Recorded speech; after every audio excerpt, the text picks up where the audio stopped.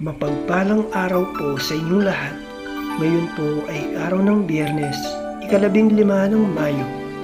Pakinggan po natin ngayon ang mabuting balita ng Panginoon. Pagbasa mula sa mga gawa ng mga apostol. Isang gabi, sinabi ng Panginoon kay Pablo sa pamamagitan ng isang pangitain, "Huwag kang matakot, ipagpatuloy mo ang iyong pangangaral. Ano man ang mangyari, huwag kang titigil, sapagkat ako'y sumasa iyo. Hindi ka makaano, sapagkat marami akong tagasunod sa lungsod na ito." Tumigil siya roon sa loob ng 1 taon at 6 na buwan at nagturo ng salita ng Diyos. Nang si Galion ang maging gobernador ng Akaya, nagkaisa ang mga Hudyo na dakpin si Pablo at dalhin sa hukuman. Hinihikayat nito ang mga tao na sumamba sa Diyos sa isang paraang labag sa batas. Wika nila, magsasalita na sana si Pablo nang sabihin ni Galion, kung ang usaping ito ay tungkol sa isang mabigat na pagkakasala o paglabag sa batas, makatwirang pakinggan ko kayo. Subalit ang sakdal ninyo ay tungkol lamang sa mga salita at mga pangalan at sa kautusan ninyong mga Hudyo, kaya hindi ko kayo hahatulan sa bagay na iyan. Bahala na kayo. At sila'y pinalabas niya sa hukuman.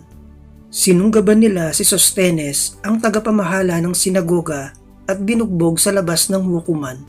Ngunit hindi ito pinansin ni Galion. Pagkatapos nito, ilang araw pang nanatili si Pablo sa Corinto, saka nagpaalam sa mga kapatid. Pagdating sa Cencrea, nagpaputol siya ng buhok sapagkat natupad na ang isang panatang ginawa niya, at naglayag siya patungong Syria, kasama ang mag-asawang Priscilla at Aquila. Ang salita ng Diyos. Salamat sa Diyos. Salmong tugunan. Hari ng sangkalupaan, Diyos na makapangyarihan. Magdiwang ang lahat ng mga nilikha. Pumalakpak kayong may awit at tuwa bilang pagpupuri sa Diyos na dakila. Ang Diyos na poon, kataas-taasan, ay dakilang haring dapat katakutan. Siya'y nagahari sa sangkatauhan. Hari ng sangkalupaan, Diyos na makapangyarihan. Tayo'y pinagwagi sa lahat ng tao, sa lahat ng bansay na mahala tayo. Siya ang pumili ng ating tahanan, ang lupang minana ng mga hinirang. Hari ng sangkalupaan, Diyos na makapangyarihan. Tayo'y pinagwagi sa lahat ng tao, sa lahat ng bansay na mahala tayo. Siya ang pumili ng ating tahanan, ang lupang minana ng mga hinirang. Hari ng sangkalupaan, Diyos na makapangyarihan. Umakyat sa trono ang Panginoong Diyos, hatid ng tambuling malakas ang tunog. Masayang sigawan ang ipinasuob.